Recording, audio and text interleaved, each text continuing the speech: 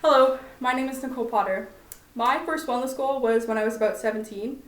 I was at the mall with my mom trying to buy a belt, and we could not find one that fit.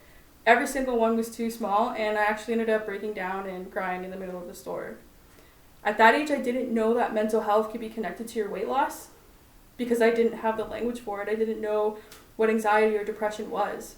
So when I got a little bit older, I tried to self medicate with drugs and alcohol because I needed something to take away the fear of being in a social setting and to make me feel like I was likable and approachable and deserved to be around other people.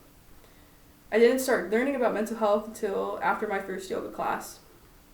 And I even had to work up the courage to go in. I sat in my car for so long before I went into the building. And then after I went into the building, I turned around and walked back to my car before anyone saw me. And then I talked to my mom, and she said, Nicole, you're already there. Just go in. You could like it. You don't know.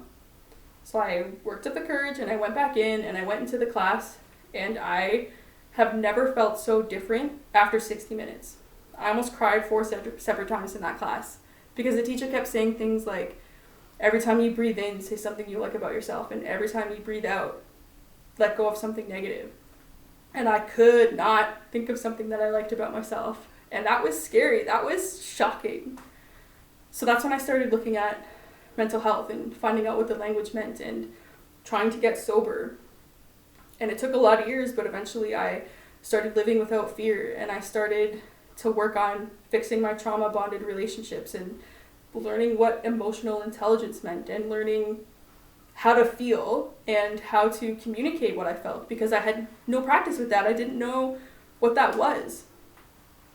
My goal in wellness is to be that person that I always wanted, that mentor or that person standing behind you, encouraging you, giving you the tools, giving you the language, and figuring something out with you. My passion is to bring that language and coping skills into the open, to make it more acceptable to answer honestly the question of how are you? So, how are you?